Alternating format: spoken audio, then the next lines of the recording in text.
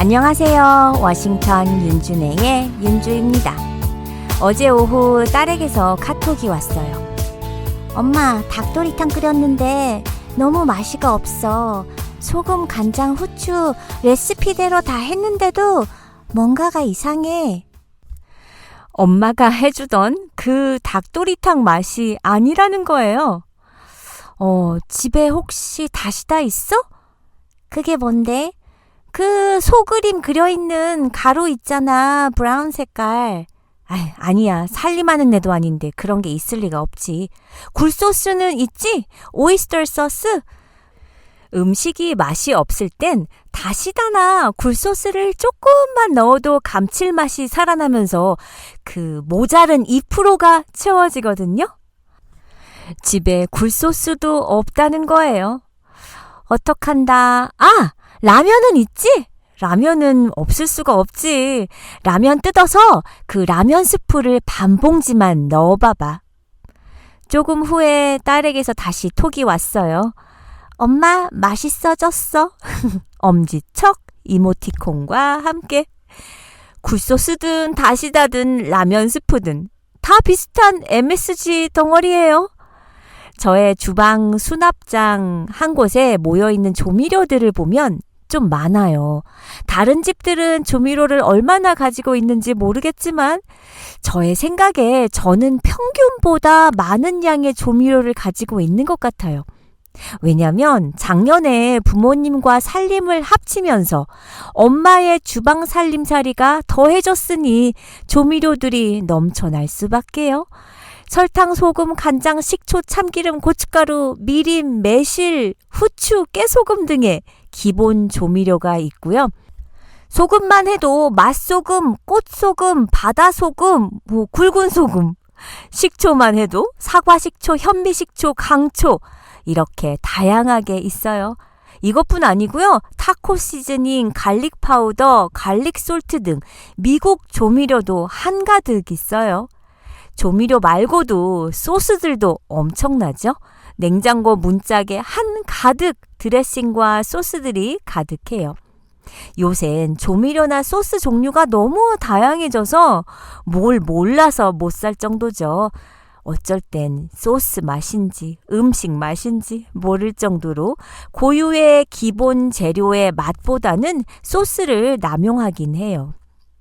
연애 시절에 넌 음식 잘해? 하면 그럼 잘하지. 웬만한 건 다 맛있게 해.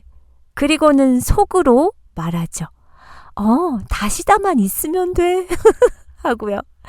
그리고 신혼 땐 열정적으로 다양한 요리를 이것저것 해봤어요.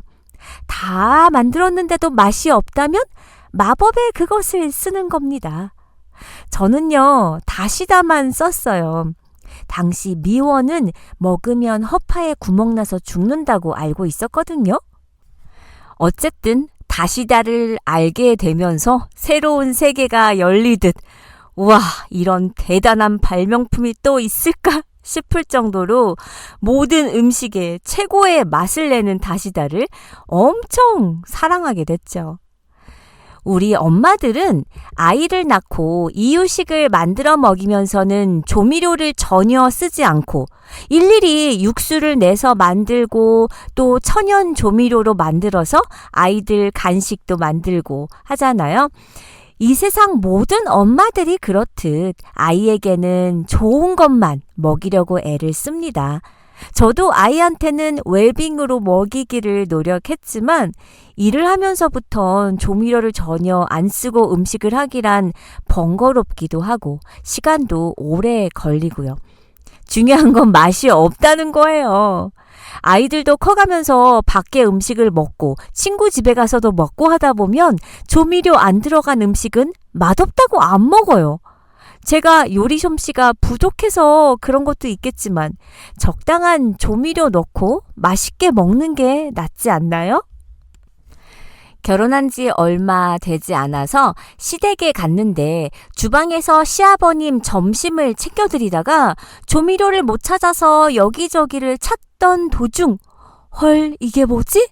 하고 손에 잡히는 걸 꺼냈더니 미원이었어요. 저희 남편도 시어머님 음식 솜씨를 항상 칭찬했었거든요. 저도 어머니 요리 솜씨는 정말 뭘 먹어도 맛있어 했으니까요. 그런데 미원이라니? 저에게 미원의 발견은 좀 충격이었어요. 그렇다고 시어머니께서 모든 음식에 미원을 넣으셨다고는 생각하지 않지만 왠지 배신당한 느낌? 왠지 뒤통수 맞은 느낌? 그런 거였어요. 그때까지도 저는 미원은 아주 나쁜 것인 줄 알았으니까요. 그런데 나중에 알고 보니 미원은 시아버님이 음식하실 때 본인 음식에만 넣으신다고 하시더라고요. 시아버님이 어머님께도 당신이나 오래 살구려 하시면서 당신 음식엔 꼭 미원으로 간을 해달라고 하셨대요. 우리는 화학조미료 천국에 살고 있죠.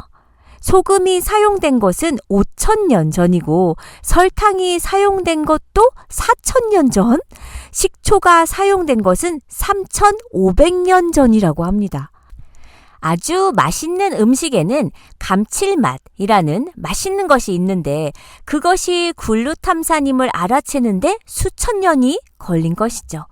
해물이나 육류를 우러내서 육수를 만들려면 많은 시간과 연료가 필요했기 때문에 결국 감칠맛이 나는 음식은 부자 사람들이나 즐길 수 있었고 굶주림조차 해결하기 어려웠던 사람들에게는 그림의 떡일 수밖에요.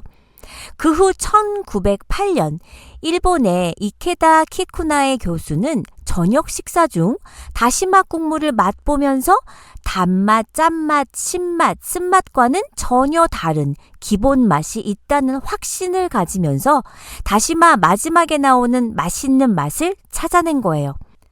이를 대량 생산해내면서 감칠맛만 따로 사용해 요리에 이용 가능하게 만들었던 거죠. 감칠맛 하면 미원이죠. MSG라고 알고 있는 이 MSG는 맛소금의 약자가 아닙니다. 글루탐산 일나트륨의 약자예요. 요즘 세상은 너도 나도 먹고 살만해졌으니 이제 무엇이 우리 몸에 좋고 나쁜지를 따지는 사회가 됐어요. 풍족하게 먹는 게 아니라 몸에 좋은 것을 적게 먹으려고 하죠. 각종 방송 프로그램들도 보면 식품과 건강에 관한 것을 주제로 하는 방송들이 많아요. 그만큼 먹고 사는 것보다는 건강하게 사는 법에 대한 관심이 크다는 겁니다. 그래서 많이 알게 된 가장 대표적인 조미료 중 하나가 바로 MSG일 거예요. 과거엔 방송 프로그램들에서 거의 하나같이 MSG는 몸에 해롭다고 말했었죠. 심지어 마치 먹으면 죽는 것처럼 말들 하곤 했으니 방송을 보면 일반인들로서는 심각하고 무서운 정말 독약 같은 것으로 다가올 수밖에 없었어요. MSG를 사용한 식당들은 모두 나쁜 식당으로 되어 있음은 물론이고 비양심적이고 못 먹을 것을 만들어 파는 나쁜 사람으로 매도하는 경우마저 있었고요. 그럼 정말 몸에 해로울까요? 사람들은 MSG가 그저 몸에 안 좋은 화학 조미료라고들 생각하죠. 실제로 미국, 유럽, 캐나다, 호주 등에서 유해성이 없기 때문에 권장 섭취량에 제한을 두지도 않는데요. 우리나라도 MSG의 유해성에 대해서 답을 내놓았는데 2014년 4월 6일자 뉴스에서 식약처에서 MSG는 무해한 것임을 확인했다는 보도를 내놓았죠. 하지만 이런 발표에도 무조건 좋지 않다는 이야기를 맹신하는 사람들은 여전히 존재하고 있어요. 한 15년 전 캘리포니아 LA 한인타운에 살 때의 일이에요. 한인타운에 유가에 쇼핑 플라자가 있었는데 그 안에 새로운 월남국수집이 생긴 거예요. 한국 사람들 월남국수 엄청 좋아하거든요. 술 먹고 늘 해장을 월남국수로 할 정도로요. 하루는 새로 생겼다길래 갔더니 문 앞에 유리 전체에 No MSG라고 대문짝만하게 써놨더라고요. 친구들과 올 웰빙이야 하면서 들어가서 먹었는데 먹었는데 정말 먹으면서도 야, 그러니까 내가 여기 오지 말자고 했잖아. 야, MSG 먹으면 호파 구멍 나서 죽는데. 그래, 그래도 그렇지. 이건 너무 맛이 없다야. 하면서 반도 안 먹고 나왔어요. 그리고 다시는 안 갔죠. 그리고 한 달 후쯤 어느 친구가 육가에 월남국수집 엄청 맛있대. 거기 소문났어. 그래서 안 믿었지만 갔어요. 그랬는데 오픈 때 붙여놨었던 그 노 MSG 사인은 온데간데 없이 사라지고 없더라고요. 획기적으로 웰빙을 앞세워 야심차게 오픈했던 월남국수집이 망해가던 중 미원이 살린 거 아닐까요? 그만큼 사람들도 웰빙은 중요하게 생각을 하면서도 맛없으면 안 먹는다는 거죠. 제 주위에도 보면 조미료에 민감한 여자들이 꽤 있어요. 마치 조미료를 쓴다고 하면 자신이 요리를 못하는 여자로 보여질까봐 그런 거겠죠? 교회에 한 집사님이 어머나, 요새 누가 음식할 때 조미료를 써? 우리 집 식구들은 내가 건강식만 먹여. 난 조미료 절대 안 쓰지. 천연 조미료도 안 써. 하면서 질색팔색을 하시더라고요.